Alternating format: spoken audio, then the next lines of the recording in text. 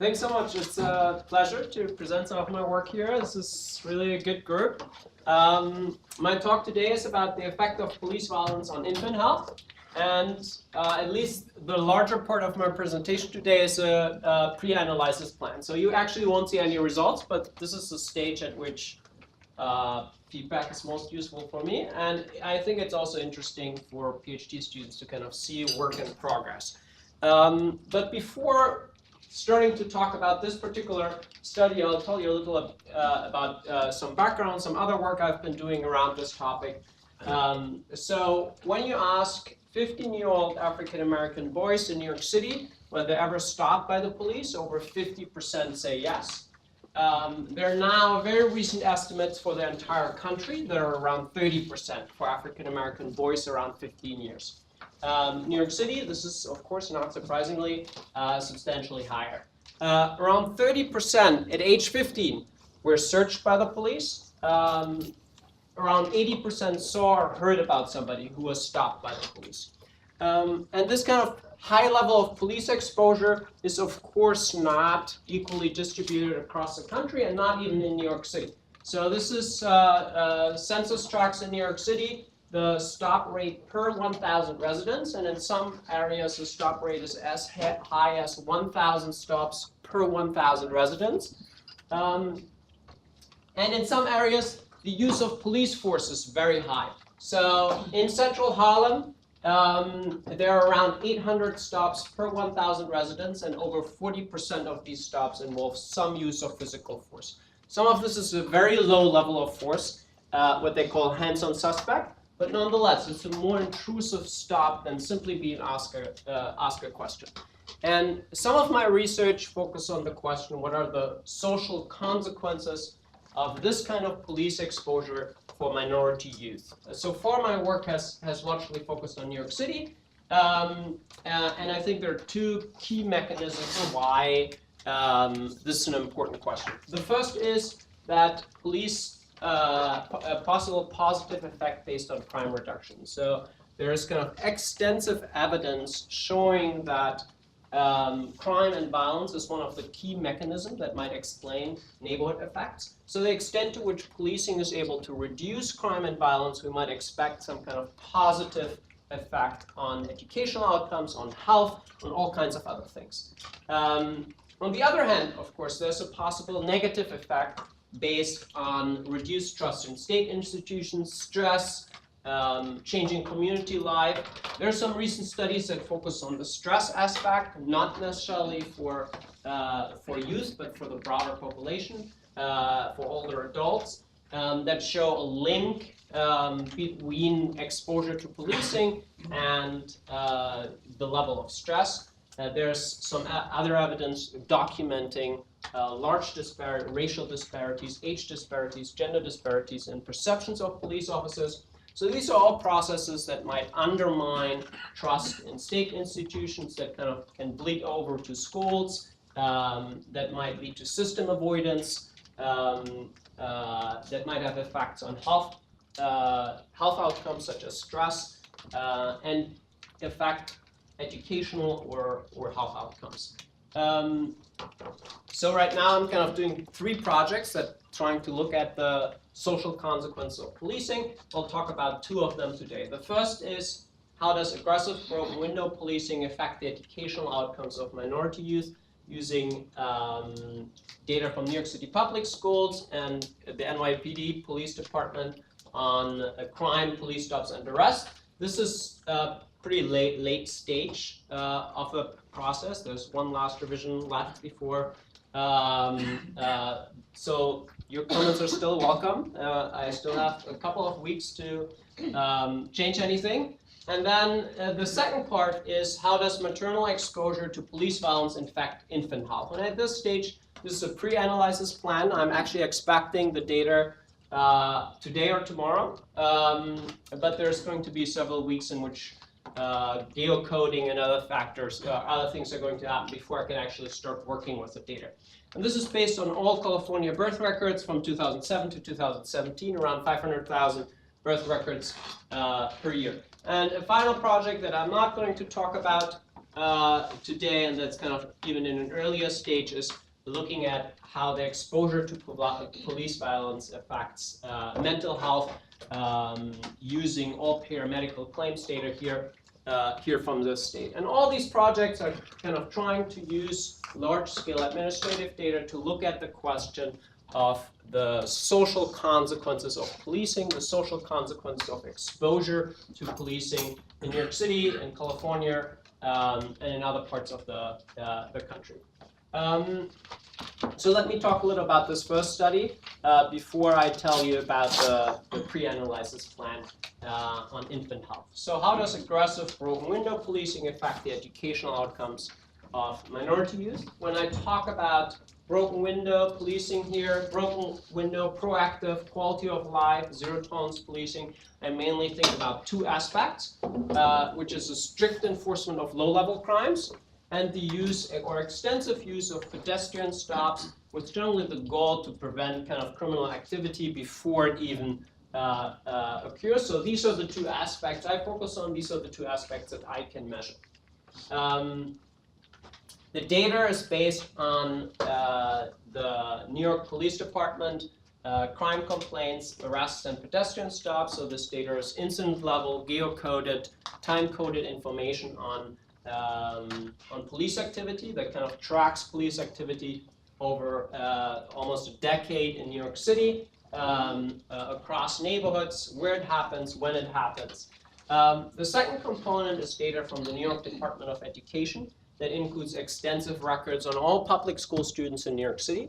New York City is the largest school district in the country with around 1 million public school students every single year. And this data tracks then over more than a decade how they do in elementary school, middle school, and high school. There are several educational test scores, which are the ELI and math, the English learning, arts and math state tests that are mandated under No Child Left Behind. And all students between 3rd and 8th grade have to do these tests every year. Later on in high school, there are graduation exams, and it includes information on their home environment, and also a learning environment survey that started in 2007, which is now filled out by around 80% of students in New York City, which I think is one of the largest surveys conducted every single year in the world. So almost 1 million students do this survey, their parents and their teacher do this survey. So these two databases together kind of allow me to track both policing and educational outcomes and try to get some leverage on a question that is of course very hard, which is estimating the causal effect of policing on educational outcomes.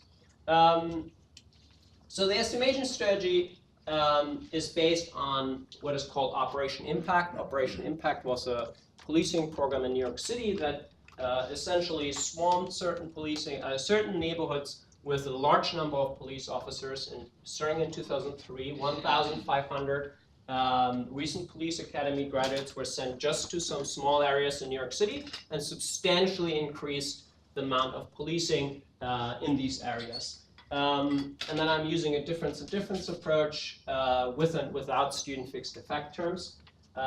This is supposed to give you an impression of Operation Impact. So this is the 4th iteration, roughly every 6 months. They changed the areas that were designated as impact zones. Some are entire precincts, which is relatively rare. Most are much smaller areas. And then 6 months later, they transition to new areas that partly overlap, like over here, but partly remove areas and add new areas that were not designated as impact zones before. And each time these areas are kind of experience a surge in police officers, a substantial increase in police stops, substantial increase in low-level arrests. But how did they choose the areas? So I'll talk about this a little more in a second. The areas are, of course, very purposely selected. They're not random areas in New York City. There's a 2-step process that the police department goes through. These areas are nominated by the police precinct, or the police precinct has some internal discussions on which areas might benefit from this program.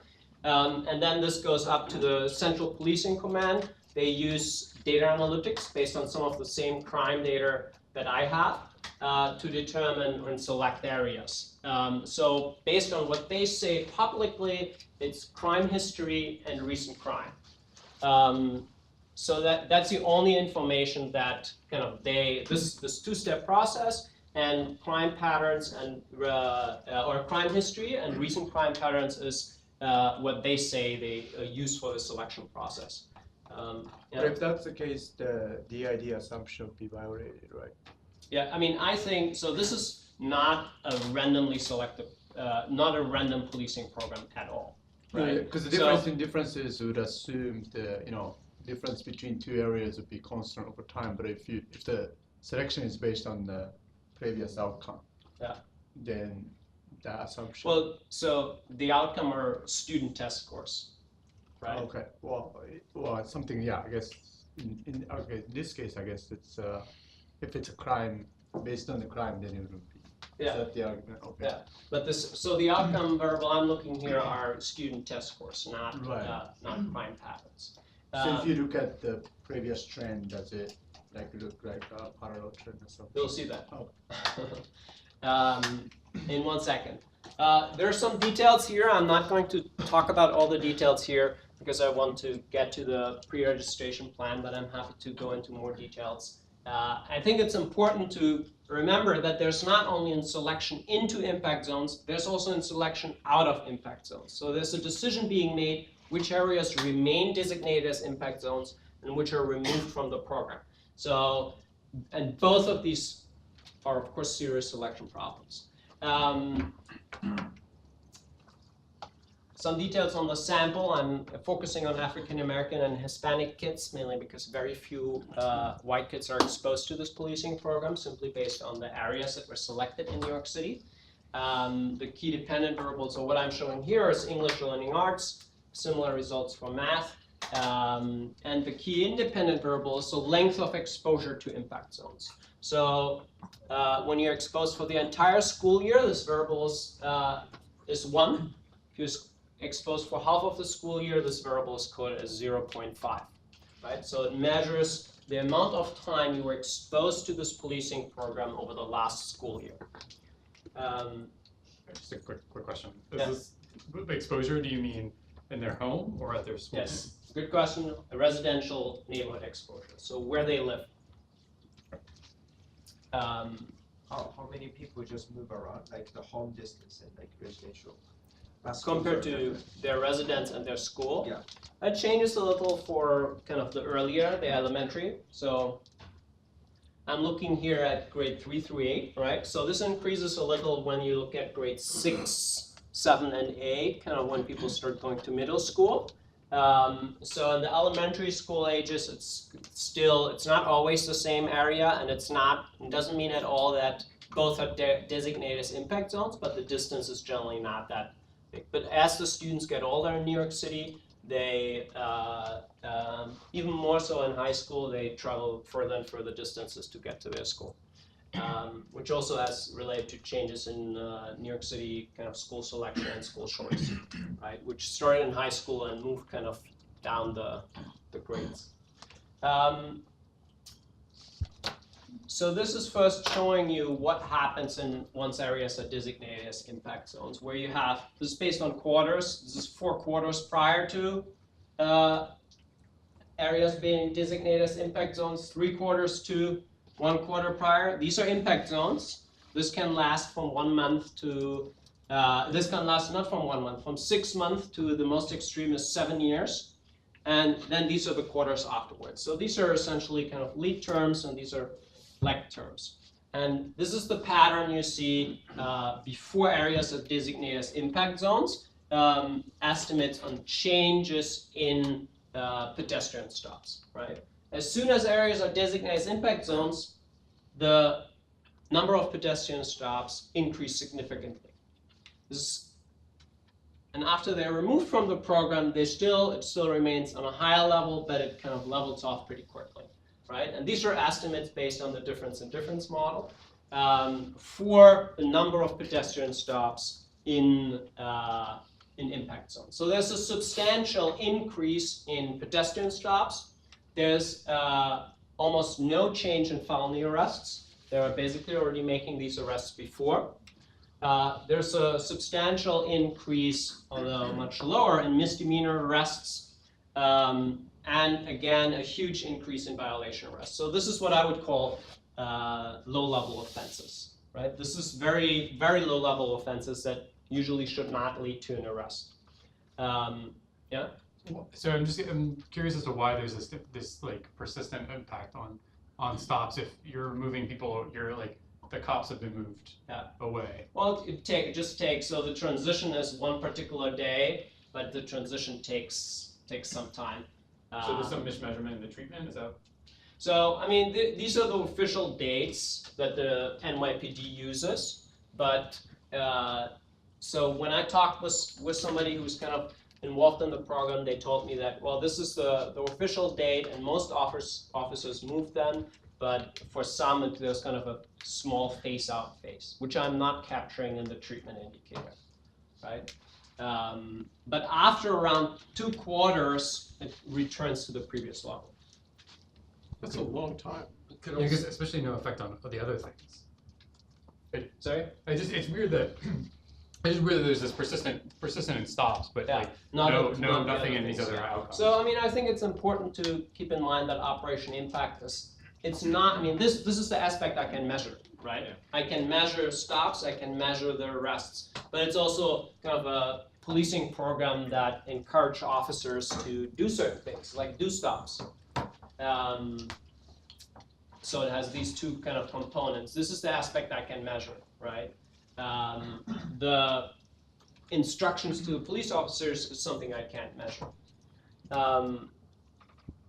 Here's changes in crime, and there, I mean, of course, we run in all kinds of problems, but this is not surprising at all, because these are areas that are selected based on the crime rate. So prior to being part of Operation Impact, the level of crime is higher in these areas compared to the control areas. Once they're in the program, crime drops. There's a significant reduction in crime. Of course, we can discuss how big this reduction is, and people have argued about. So there are previous papers that try to estimate this, right? I'm just showing you here what is happening in these impact zones. This is a change in violent crime, here property crimes. Very little changes in property crime. And then finally, the aspect that I'm interested in. So Operation Impact significantly increased police activity in terms of police stops. It increased police activity in terms of arrests for minor offenses. There's some evidence for a reduction in crime, but what happened to test scores? And these are African-American boys between 13 and 15-year-olds. That's the first group I'll show you. In a second, you'll see the others. And the change to previously is that we are now looking at years, because the outcomes are only measured on a yearly base, right? Previously, the crime data is kind of continuous, and I can aggregate it in whatever form I want. Same is true for the police stops. Here we are looking at 2 years prior to the program, 1 year prior to the program. Test scores look very similar in the areas that are going to be designated as impact zones. And this is, of course, what we would hope for, right? If that's not the case, I wouldn't trust any of this. Once the areas are designated as impact zones, students experience a significant decline in their test scores for the entire duration of the program. Again, this can be a longer period. And after they're removed from the program, there is kind of this return to the previous level, but it continues to be on a lower level, at least in the year afterwards. Yeah. Sorry, are those Z-scores? What's the Y? Yes. So going back to Koski's point earlier about the trends, I mean the differential trends that you saw before were on the quarter level, but this is on the year level. And if you looked 4 quarters before, there was also smaller difference between the troop groups, between in terms of crime, and you only saw like the trend going up in the last 2 quarters, but you don't have that measure here, right? So you can't. So well, I mean, this is just 2 times a year they're taking their tests, right? Usually in April every year. Sometimes in March they sit down and take their test. And basically, what I showed you before this year refers to the entire period of this 1 year, right? So Here, they would only experience the increase in crime in the 6 months prior to the test, not the entire year. Does that make sense?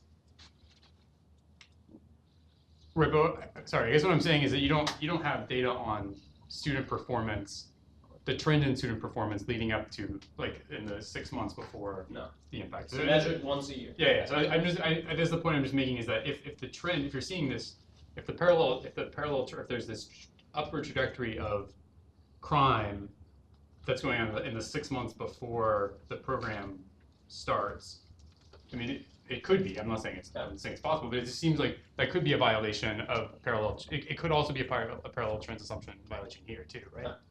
Yeah. So I mean, crime could be negatively impacting. yes, absolutely. But based on everything we know, first there are two things going on here, right? We have. I have to go back. The higher level of crime here, right? And I mean, this is the period where it's not designated as an impact zone, right? So this is basically a period that take their test. It's not designated as an impact zone. This is essentially more aligned with this estimate. It was selected as an impact zone, in part because it was increasing. Right? Yes, absolutely. But this would more show up here, right? So based on these crime findings, I would expect a negative effect here. And then when they're designated as impact zones, the test scores decrease, and that is when crime also goes down. So maybe maybe the timescales are just being confused here because 1 year. It sounds like when you say 1 year, this is measured 1 year before. Yeah. And then these are measured 2 quarters before.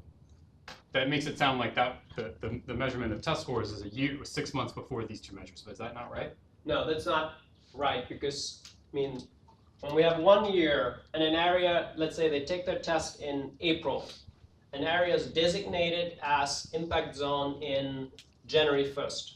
Often there's a change in the program. So they would be like whatever, 0.4, the value for the treatment indicator here would be 0.4 because they were exposed for that part of the year. And the quarters refer to the period prior to that. But wouldn't you expect, in your test scores, wouldn't you expect, if there is an effect on the policing, it's really odd that you've collapsed your impact zones to just be a single time point. Yeah, you should. Because you would imagine that you would actually see a sequence of impacts that, like, if it's having a negative effect, it would be interesting to see certainly that the time point that's concurrent with the impact zone, like if there's testing, if they start an impact zone and then they have testing, you wouldn't expect much of an impact, but it's after 2 years or something. I absolutely, so one challenge, I have these graphs, I don't think they're in the presentation. So I disentangled this by kind of, first for this by quarter, and then the problem is some end after 6 months, some end after 1.5 years, right? So I can't like have the same duration for all programs. So what I did is essentially say first quarter, second, third quarter, 4 and afterwards. And then you see how does that develop over that time period, right? And in the crime, when you look at this for the crime, it kind of, this it arrives at there roughly after 2 quarters. So the temporal pattern here is that it kind of is not immediately here for the reductions in crime. When you look at test scores, it's a little different. Partly there's a year again. And there, even when I take this apart and have a separate estimate here, I think that's what you're asking for. Impact zone first year, impact zone second year. Is that right? And these are very comparable, the first and second year of the impact zone in terms of reductions in test scores. First year of impact zone, so. I just have a question about this. Is this following one cohort through, or is this the same score on 13 to 15-year-olds each year? Because otherwise, that 2 years thing, those are the people.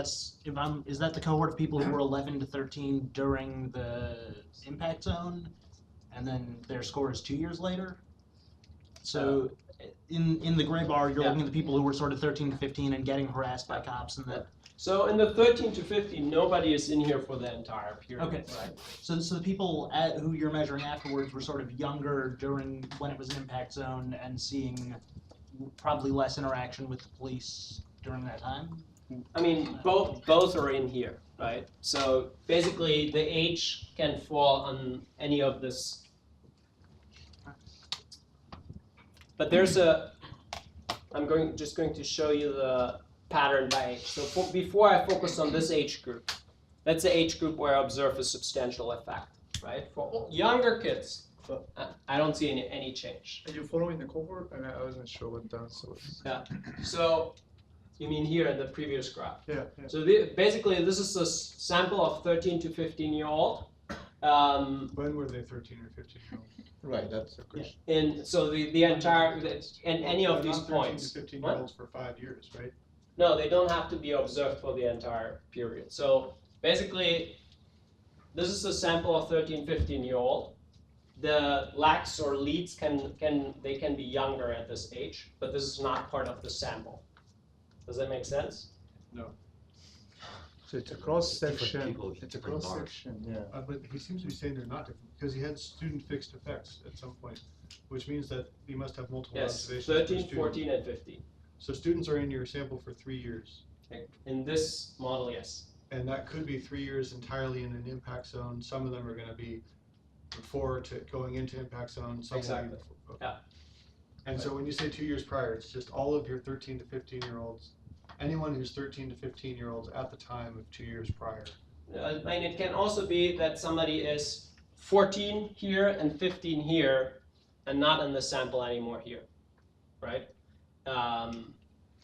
So because the treatment is essentially on the neighborhood year level.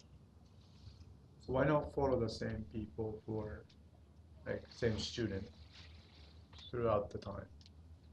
Over the entire, Well, not maybe entire, but at least from the non-treated time to the treated time, so you see that change. Yeah. Have you done that or? no, I haven't. So you mean like take one cohort of people that start here and then age as they got older? Right, and then what No. happens So, when the impact zone And kicks I mean, no, absolutely, and I think it's a good idea. So the idea behind this is that the treatment is on the neighborhood year level, right? Essentially, I could aggregate everything to the neighborhood year level by taking the average test scores of students within a neighborhood within a year, and use that for the difference in difference approach, right? I don't need individual level data in that sense. I'm still using that here with additional control variables, but that is the idea behind the sampling. It seems dangerous because you would never have the same individual lasting for the whole sample, right? I mean, Yeah. given what you said, no one would be from the beginning to the end. Yes. There will be dropouts all over the place. Yeah. It sounds like it's a better argument to aggregate it maybe. Yeah, the same. Yeah, I mean Just to have consistency, right? I kind of run into problems because I can cover less time period, right? So if I just say I want people who are in the sample 3 years, I can basically do this 1 year prior, 1 year after, and exposure. If this exposure is only 1 year. If it's one What's interesting though is your 2 years after effect, for example, is a mix of people who were 13 to 15-year-olds at the time of the impact zone, and then people that weren't even in your you can imagine the impact. You can imagine the policing having an effect on 10-year-olds that eventually show up in your 2-year sample, and that's part of your impact. But you can also imagine, the 1 year after it is even more of a mix. It's a mix of people that were in your sample in the impact zone and people that were not in your sample in the impact zone. Correct. And so you're averaging over different sort of experiences of treatment. Yes. And I don't know, I can't on the fly think about how to interpret those cleanly, but it seems like it's a mix of something like within effects versus like cross-sectional effects. So absolutely. I mean, again, the idea for this sample definition was that the treatment is on the neighborhood year level, right?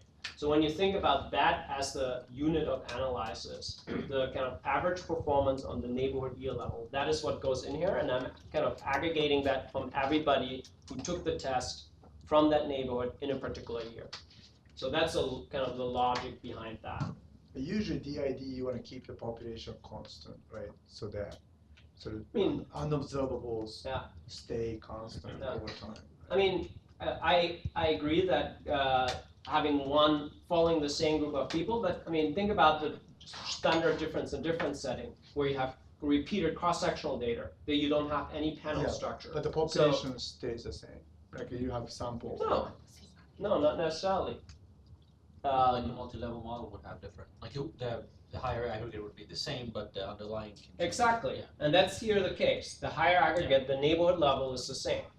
And the time, kind of time level, of course, I mean, it's controlled and changes across the neighborhoods. So the higher level stays the same, but the units on the lower level are not necessarily the same, which I think is the case in most difference in difference applications.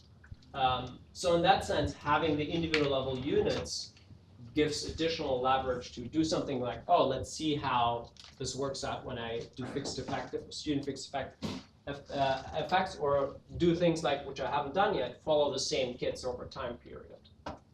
Yeah. Just to my clarification question. So these points are the coefficient on this variable, which is what proportion of the year is covered. So I guess like the one question on that is how, like, what's the average length of time that a student actually, like, because it's not a 0-1 variable. It's like it's a the average is 0.72. Okay, something like that. So this is So, roughly the same.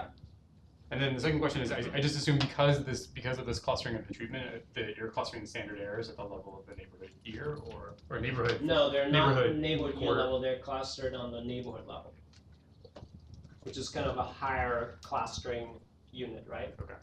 And if an impact zone lasts more than a year, what's the value of your treatment variable for the second year? Is it 1 or is it like 1.5? It's still 1. So it's what you build up to a 1 and then that's the max.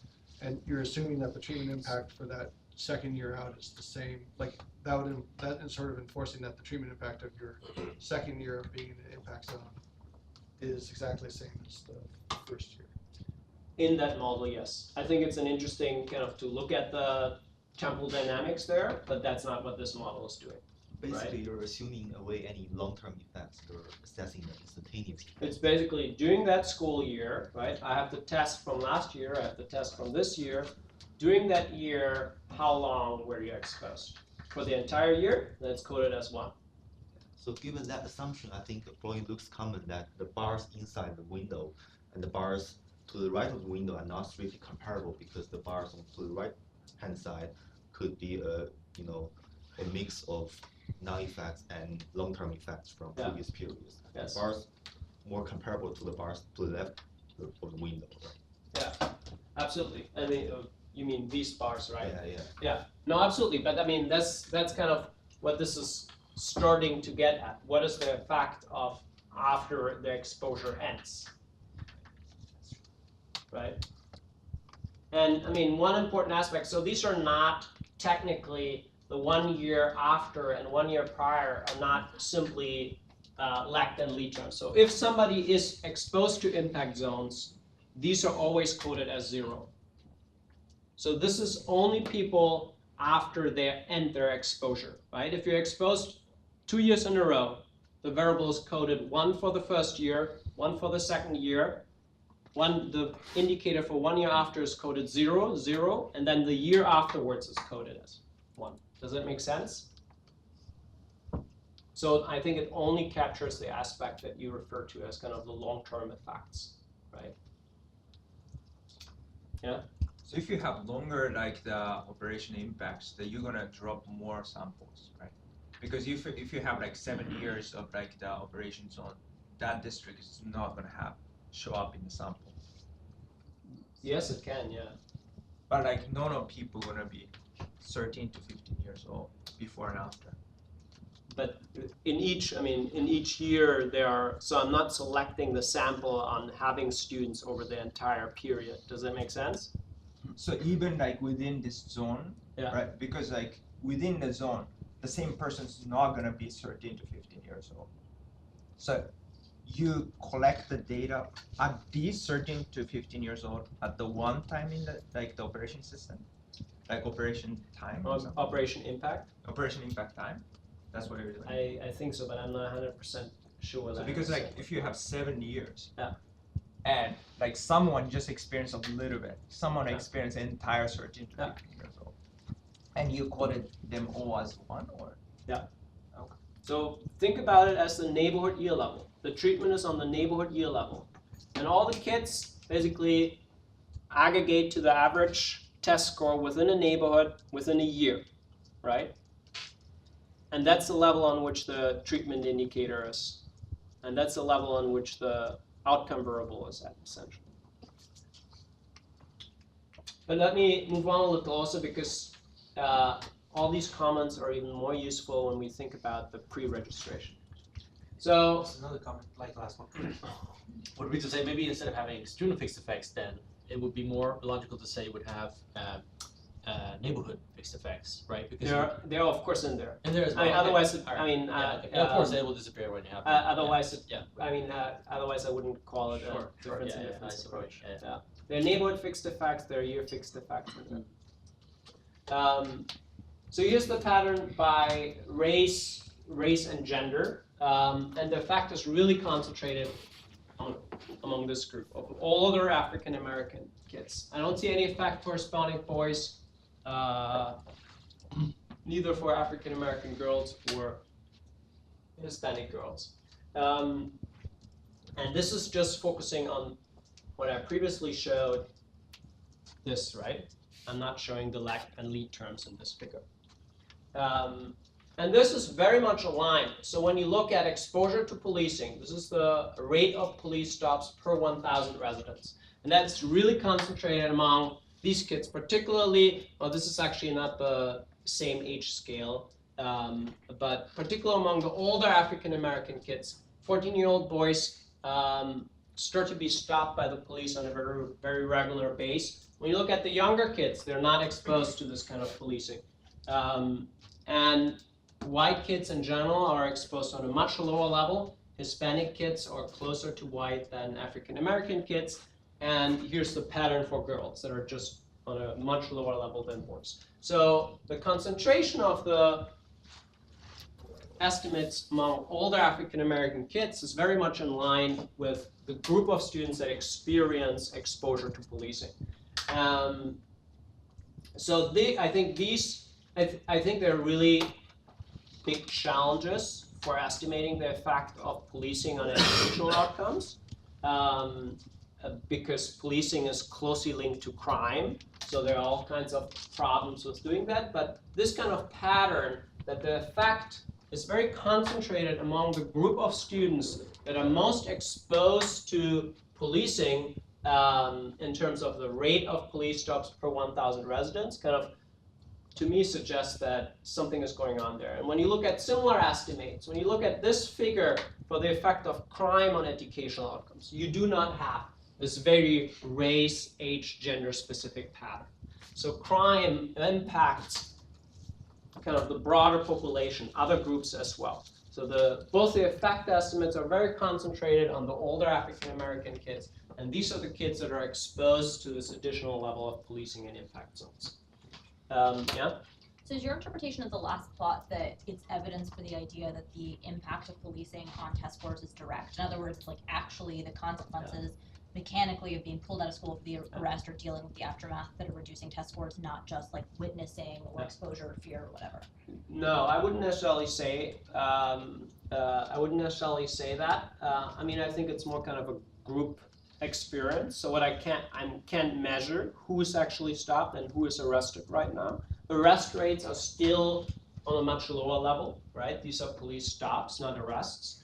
When you look at 13-year-old kids, they're stopped on, it's already pretty high, but it's much lower level than the 15-year-olds. It's similar to Hispanic boys, so this is kind of a group that already starts to experience some policing, both the 14-year-old Hispanic kids and the 13-year-old African-American boys, but they experience very different effects of this, right? The 13-year-old African-American boys start to experience a negative effect on their educational outcomes, but the older Hispanic boys don't see any effect. So I don't think it's necessarily that you have to be stopped by the police or have to be arrested, but it's more also kind of an indirect effect that influence and impacts the entire group because your friends, your family are exposed to policing. Yeah.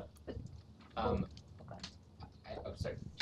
Oh, the follow-up question is that if it was this kind of group consciousness effect, which I believe is possible, you would expect to see more for African American girls who would probably witness quite a few arrests, Yeah, even but- if they weren't subjected themselves. I mean, yes and no, I think, because you don't have to walk through the streets and expect, maybe that your friend, maybe your boyfriend, right, maybe your brother, is potentially stopped by the police, but you don't have to fear that yourself walking through the streets. And I think that's a key difference. So when you hear the story from your friend, that's very different when you think, oh, this is going to happen to me myself, or you're not necessarily exposed. And kind of additional work is focusing on these kind of network effects based on what does it mean to have an older African American brother that is potentially exposed to policing. Does it then influence yourself? What does it mean to have classmates that are exposed to this policing program?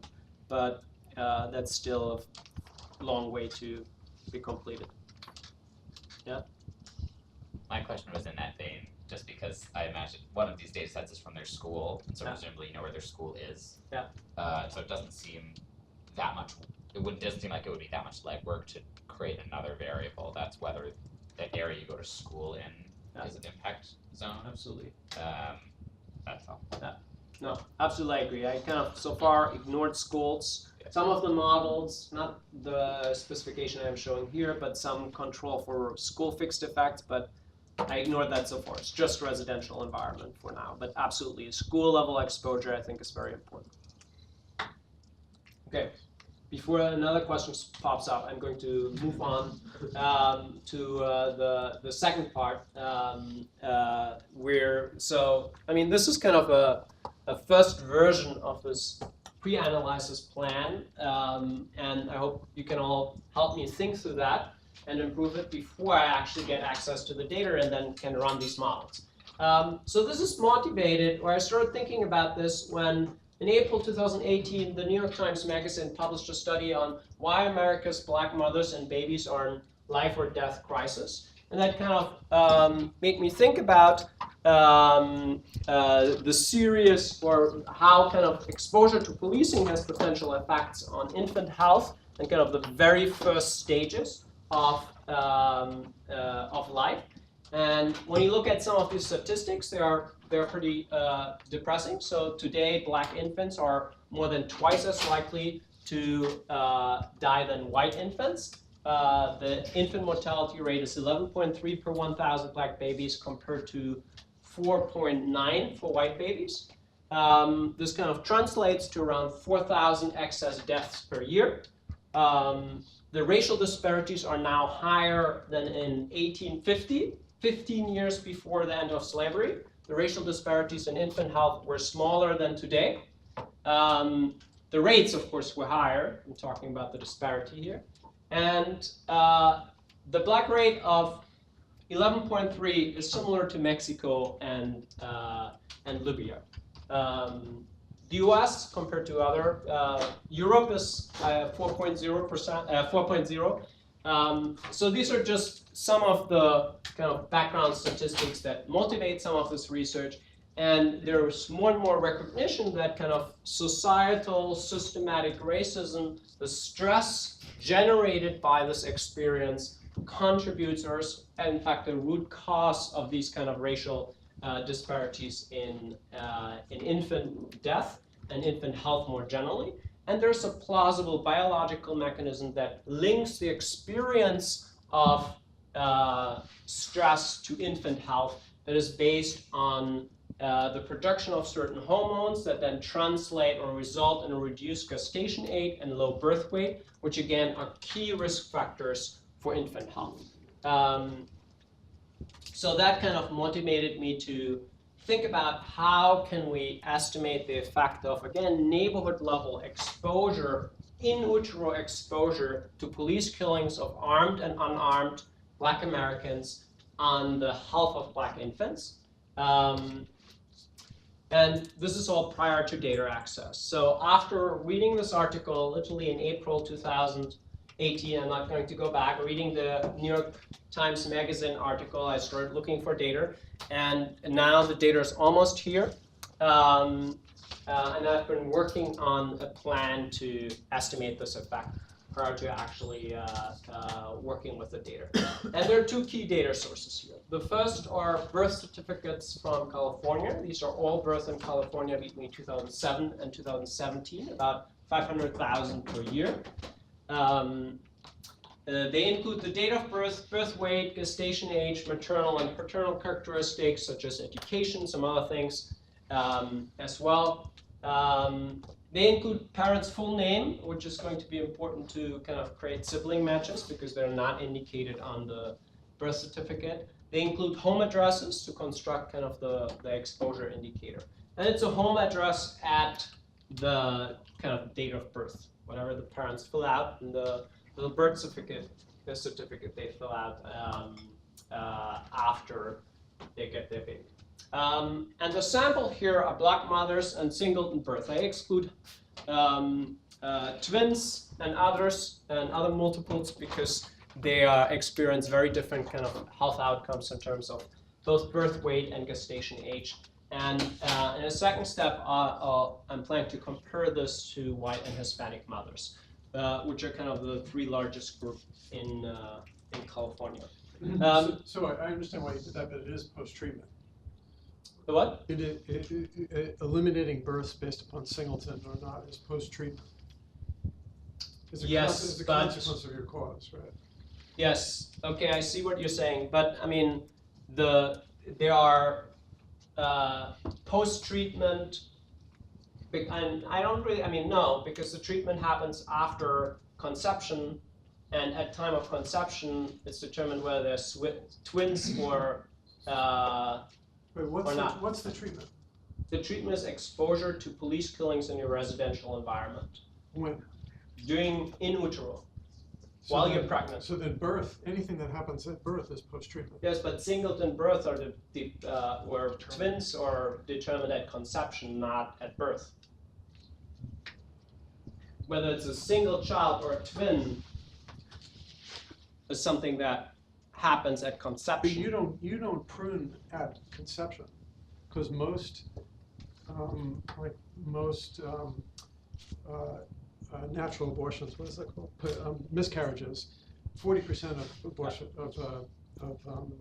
conception is a miscarriage. Yeah. You don't prune at that point. You Yes. only prune at birth.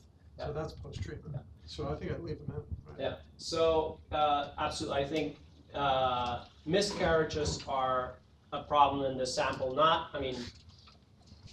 I think unrelated necessarily to singleton or twin births, more generally, right?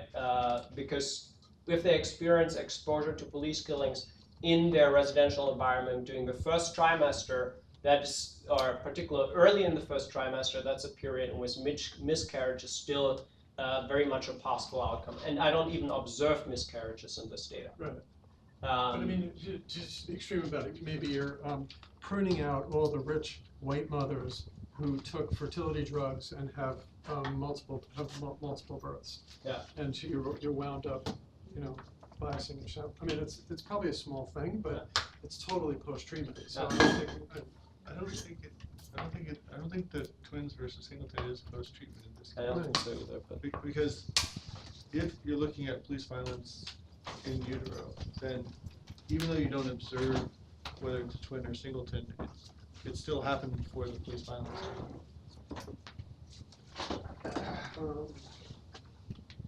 I think it's only post-treatment if there's decision about either abortion. But only if you know the treatment happened post-conception. Well, I think that's what Yes. he's arguing. The that treatment it's is the post-conception, It's post-conception. in utero. Because While I think he's probably while going the to mother is geolocate pregnant. everybody and see if there was police violence in the neighborhood based on that address. That's my guess. Okay. Do you have data on gestational age? So, yes. Okay. Yeah. That's my guess. Right. So you're going to somehow control for police violence pre-conception. Right. I mean, the only thing I have is police killings in your residential environment. During the first trimester. First, second, first, before conception, after birth, everything. So you have a database of all police. That's going to be the second database, exactly. But there are cases in which mothers are exposed to multiple in that time window over the 9 month and like whatever, a certain time period prior, a certain time period after. In most cases, that's not. I mean, at least based on like kind of when I look at where police killings happen, which I already know, I don't have the birth data, right? Then it's very rare that there's kind of a sequence of police killings happen in the same area.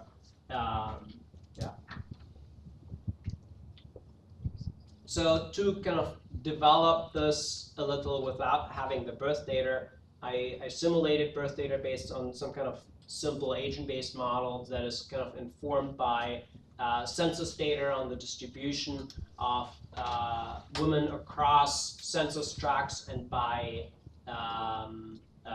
age and ethnicity, race and ethnicity.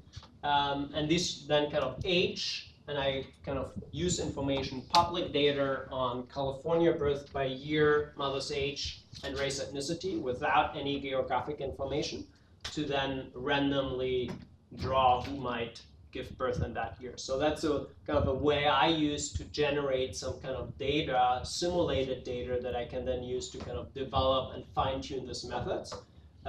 There are many kind of implausible things in this data, like nobody moves, everybody stays where they were in the 2010 census, but it still, I think, is really useful in developing pre-analysis plan. Without having the simulated data, I would have no idea about anything, essentially. But this gives me an idea about kind of birth across space in California and geographic distribution about birth, simply because I know from the census where people live, at what age, and also the kind of changes over years in the frequency of birth based on that aggregated data. Yeah? Do you know whether these mothers were WIC eligible when their children were born? I think so, yes. Because, I mean, that would Yeah. impact their nutrition and the Yeah. baby's nutrition. No, absolutely. Yeah. I just have two questions. So one, does your data tell you the date of conception? No. Right. So then you're going to have to do some. So the people's objections to like post-treatment you can't get at super directly. Yeah. But then two, how do you think about miscarriages? That seems like actually a pretty serious problem. So first, the two things that are observed is the date of birth and the gestation age. What is that? Right. And the gestation age, there are kind of changes. Gestation age is the week, in weeks, right? Like 37 completed weeks as an example, 40 completed weeks, right? And then you know the time of conception. But those are subject to a lot of measurement error, and they're going to be especially bad for people with low income statuses. Right? So that is why the measure substantially improved after 2007. It's still not perfect by any means, right? But in 2007, they introduced a new measure of gestation age. Actually, nationally, in some states, it already started a little earlier, and that at least there are kind of previous research that shows substantial improved measure of gestation age compared to the previous. The previous was the estimate simply based on the mother. So the mother said, "Oh, this is the date of conception," and that, of course, was extremely problematic. So at least, I mean, this is still not perfect by any means, but this is at least an improved measure of gestation age. I think the problem with it is that it could be correlated with maternal health and access to like health services. So if you don't actually go in for the ultrasound, then you may not get it, or you may get one that's biased. Or, absolutely, and especially difficult to measure gestational age for like fetuses that have any kind of abnormality or health issues. And premature. There's a particularly in cases that have no doctor visits during pregnancy, this estimate becomes less reliable of the gestation age, like as you said, right? If there's no earlier ultrasound, it becomes really hard to just estimate at birth. And there's a huge literature just focused on gestation age as a measure, because it's central for preterm birth. That is one of the central health outcomes used in the United States and across the world to track infant health. And that's also where these efforts to improve the measure are coming from. It's absolutely still a problematic measure, but that's what we have. It's better today than it used to be. It's still much worse than, for example, birth weight. right? Birth weight is measured very reliably, with almost without missing. And gestation age is much more problematic. But that is the data that's used internationally to track health differences for infants across the world and in the United States. The second are police killings in California from 2005 to 2017. This is originally based on fatal encounters, which is one of the crowdsourced data initiatives, and my own extensive coding. That includes excluding a lot of cases. Fatal encounters has much more than this, but it includes cases that I don't think should be considered as police killings, like an officer shooting his wife and small child in a domestic dispute. I don't think that should be considered, or based on the definition that I'm using for police killings, that should not be considered. It also excludes cases in which there's a police chase and the person who's fleeing from the police crashes into another car and kills the people in that car. So there's still some gray areas, but I think it's important to exclude a lot of the cases. So this is still kind of being finalized. I have somebody who's working on the coding, but I think they're going to be around 1,800 cases, yeah. Have you compared this database to other publicly available databases? And the reason I ask is Justin Feldman, who was at Harvard, is now at NYU, did his dissertation validating different publicly available police killing databases, and it is substantial missingness, even though they're like quite good. So I'm wondering how you're validating these. So yeah, absolutely. And I mean, in general, in my comparisons, first the comparisons only work for the later years because all the other databases are only available in 2013. So that's one reason why fatal encounter is kind of the only option as a starting base. But for the later years, we can make the comparison, but presumably in the later years, this data gets more reliable too. So it's a little, and in general, fatal encounters has more cases because it has a much more loose definition, like this domestic violent incident. I mean, that shouldn't be included in a database on police killings, right? It has other problems, which is more extensive missingness on particularly the race variable, race of the victim.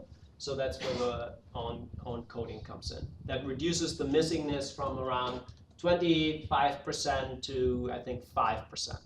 And where does its underlying data come from? Is it from news reports or is it from? So that really, I mean, I've been in contact. It really depends on which part you're looking at. So they use extensive Freedom of Information Act requests, extensive newspaper searches. California is a state where it's actually better compared to some other states because they have become more open in responding to Freedom of Information Act requests. But they have to go to every single police agency, and there are hundreds, if not thousands, of police agencies in California alone. So that's data on officer-involved killings across California. Of course, LA is kind of the biggest hub, if you want to call it a hub. Concentration in urban centers, but there are plenty of cases that are not concentrated in these urban centers. And this is for the entire period 2005 to 2017, around 1,800 cases.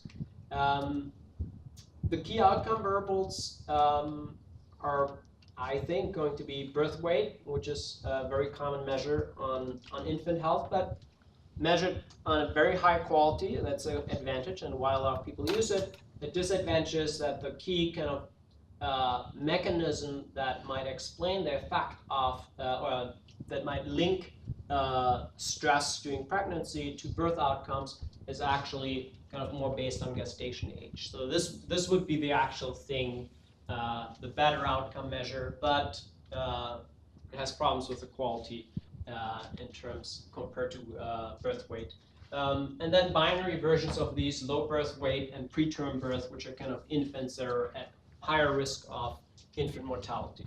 But this is also a part where I'm kind of still thinking about the best. There's some other things on the birth certificates as well. These are the things I'm planning to focus on now, but it's something where I would also be happy to talk with people who have used this data more than I have.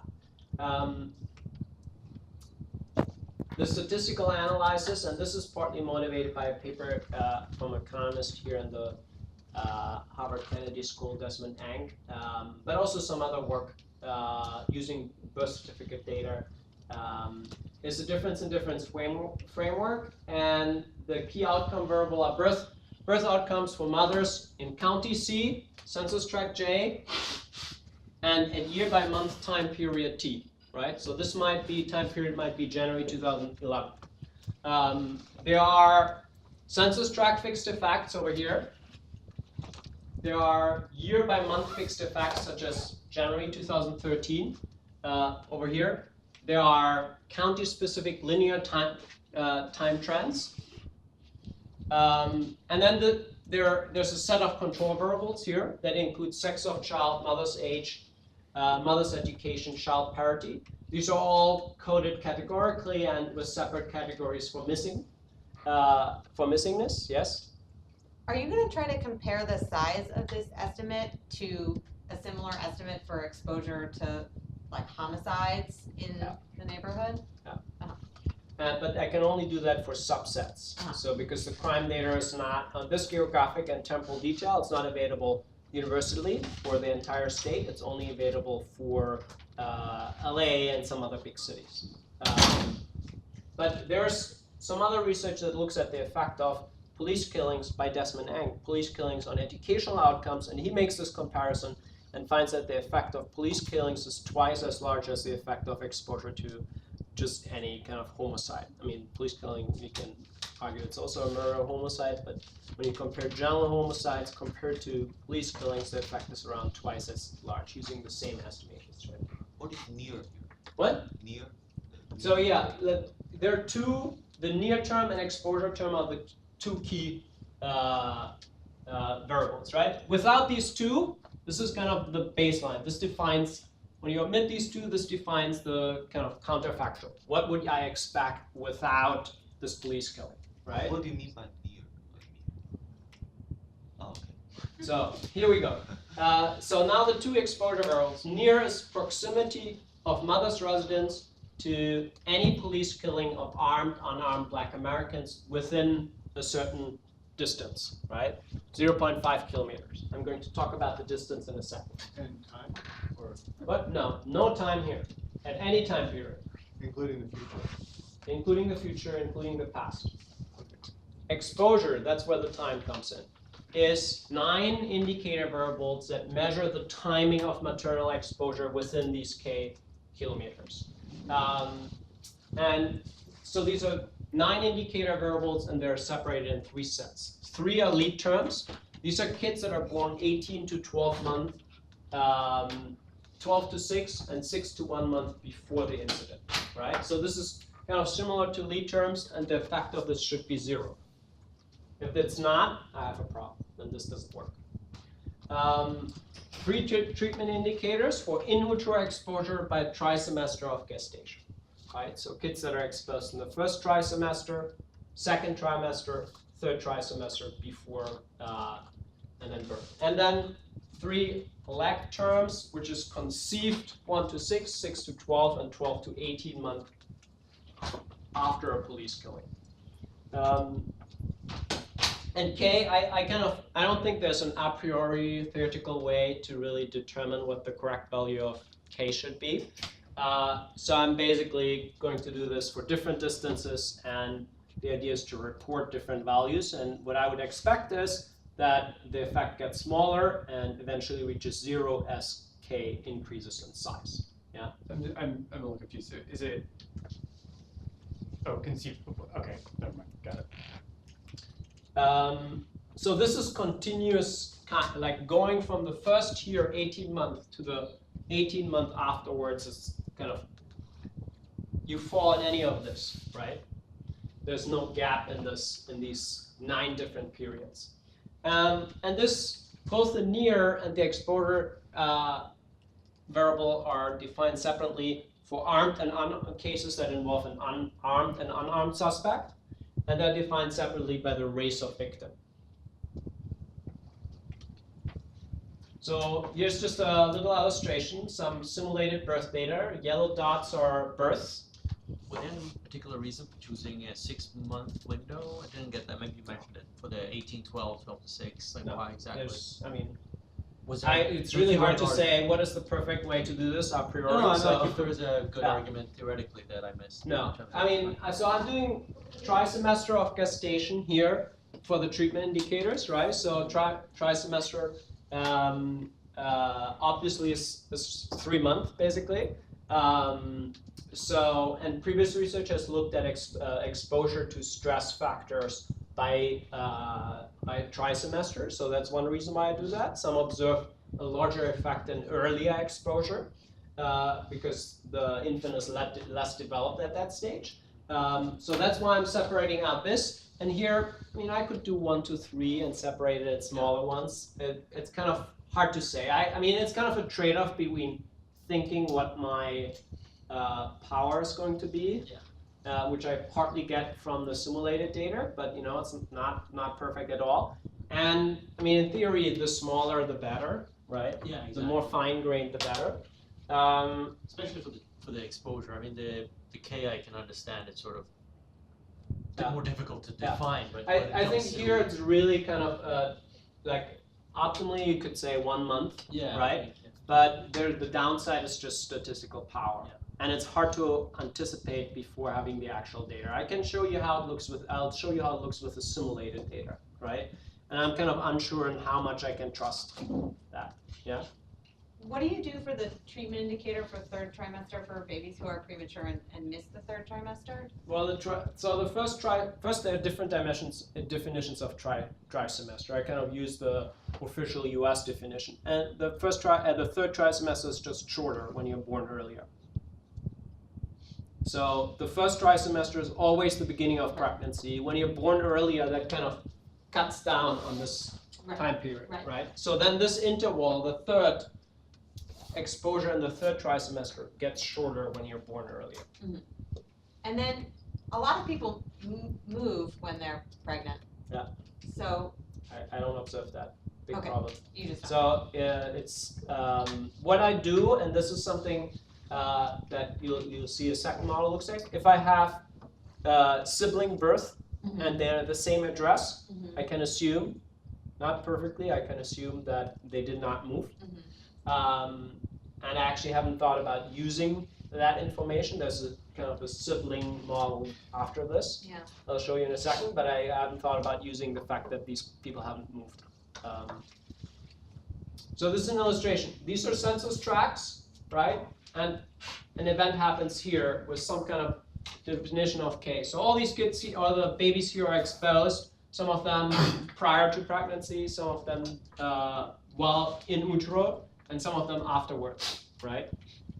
But this is essentially, this kind of K distance is overlaying on the census tract-based controls, fixed effect terms, right?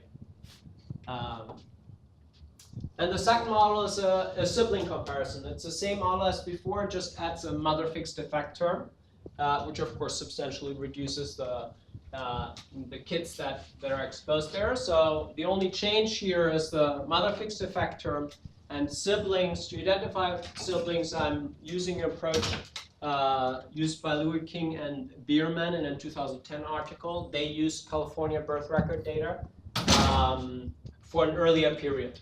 So I think there are probably more sophisticated and better ways to do this, but I think there's a clear advantage of building on what people did with exactly the same data previously. And they exact match based on mother's date of birth, father's date of birth, and the first letter of mother's maiden name, with the idea that there's much more errors in the full names. So they just use the first letter of mother's maiden name.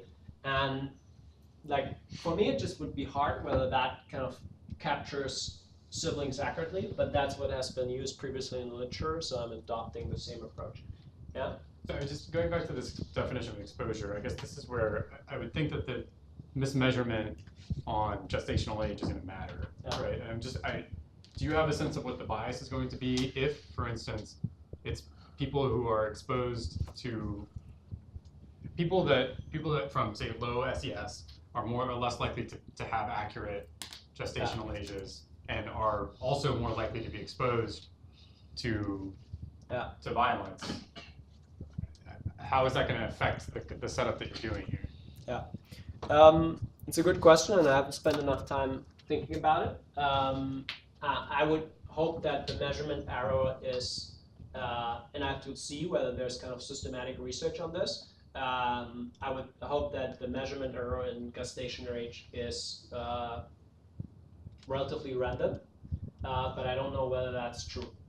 So I think that's something I should check, which kind of would inform my answer to what are the implications of this for this analysis. But particularly when you think about the kind of this model where you have a mother's fixed effect term, right? So that controls for, they might not be the same for the two siblings, but it controls for family fixed effect, mother's fixed effects, adjusting for potential factors that are related to measurement problems in particular or for particular families. But if you have other suggestions. I just don't know which direction the bias. I mean, it just seems intuitive that there would be like this is not like this is not classical measurement error, and it's going to be related to exposure. So I agree that it's not. But what I agree that it's not random who has measurement error, but on which side. It basically, when you think about the timing, the date of conception, whether in which direction that date is wrong, I think that is relatively random. Maybe. I don't know. That's why I was asking. So plausibility, I think the key here is, and I'm going to do this relatively quickly. I think the key threat are time-specific neighborhood level factors related to police killings and birth, and most prominently. But the most first thing that comes to mind is crime waves. I think these crime waves have to be very time specific because they kind of have to follow a similar temporal pattern. In previous research, there has been no evidence that police killings coincide with these crime waves, which I think kind of challenges this idea of crime waves as an alternative.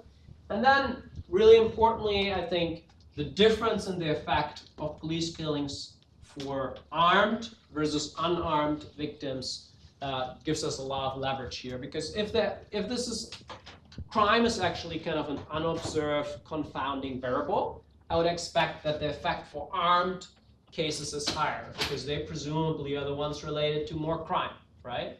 Whereas when police killings are driving this effect, I would expect that the estimates for unarmed victims are higher because this is kind of more serious or more stressful incident based on the police killing and not necessarily related to more criminal activity, right? So there's one case I pulled up in the unarmed category where actually a pregnant woman, which is a very rare incident, a pregnant woman was accidentally shot by the police. So this is of course or presumably unrelated to any crime waves. So I think the comparison between cases that involve armed and unarmed victims gives some leverage to get at whether crime waves are kind of an alternative explanation. Here are some of the results based on the simulated data, and I'm just going to show you the whole thing here, or let's start here. This is the difference in difference approach for black suspects, right? You can see that with the simulated data, the standard errors are pretty small, and these are the three estimates for 12 to 18, 6 to 12, 1 to 6 months prior. Here's exposure going by trimester, and then the estimates for afterwards. And these two dots compare, I don't think you can see it here. One is, this is for cases involving armed. There are more cases involving armed suspects. Oh no, this is armed suspects where you have a smaller standard error. There are more cases involving armed victims, and the standard error gets larger when we look at cases involving unarmed. Yeah? Sorry, by suspect, do you mean decedent? The person who was killed. Yeah. Sometimes the literature refers to it as victim, sometimes as suspect. So suspect, of course, is more appropriate when you think about the people that are the armed. So this is the race of the person who gets killed. I'm only looking at black infants here. I would strongly urge you to use decedent, meaning person who died, because whether or not I think it's even saying that someone who is armed deserved to get murdered by the police is a bit it's a quite a statement. So I also often use victim. Yeah. And when you then talk with people in the police, they're like, these are not victims, these are. So I agree, you have to be very careful about the language here to not. I think decedent is the best word. It's the person who died. So what happens and again, this is all simulated data, right? But it's supposed to get me, or I hope it gets me an idea about how much uncertainty there is. This is when I introduce the sibling fixed effect terms in the simulated data, of course, much larger uncertainty around the estimates. And then when I look at exposure to white suspects, this gets even larger because Black infants are less often exposed in their local environment, considering that this country is very segregated, to cases involving white suspects. White, deceased. So just to understand the simulation there, so you have essentially the exposure you have, the actual exposure, you just simulated from the census, right? No, what I simulate are birth records. Birth records from the census. Combine the census with the census based on I use the census for the distribution of women across California census tracts by age and by race, gender. Right. And I take these people from 2010 and make them 3 years younger because I started in 2007. Then I look at the number of births in California by race and age. So that is just public data, not any other geographic level. That's just the entire state. And then I know there are 400 births for 19-year-old African American women in 2007 in California, and I randomly draw them from the sample or from my kind of agents in the model. The next year, they are 1 year older, right? So that's kind of the simulation approach. So what I simulate are birth records that are supposed to look exactly like the data that I'm going to receive. It's just, I think the geographic distribution, it probably is not that far off because I'm using the census distribution by race and age, which is highly informative about where children are going to be born. But people don't move. Yeah. What? No, it'd be interesting to see then how the simulation compares to the me too. Call you tomorrow. Okay, so that's the plan. If anybody's interested in this, it's all written up. Really happy about comments at this stage. Afterwards, not really anymore. So I'm going to skip the conclusions here. I think in general, the idea is to look at the social consequences of policing, both in education and health, using large-scale administrative data, and the pre-analyzing plan kind of outlines the next step. And I actually read an article by Jens Heinemüller, who I believe got his PhD from here, political science, and that kind of convinced me to do this pre-registration because I just think it's so convincing when you sit down before. I tried to do it with another project, and it turned out to be incredibly challenging because you don't know so many things before you have the data. So simulating the birth data and getting that as actually spending some time with the simulation to have kind of plausible geographic and temporal distribution really helps in thinking about the approach. But you know, I'm really curious to see. Thank you. We have to end it there, but feel free to come up and ask questions after. Thank you.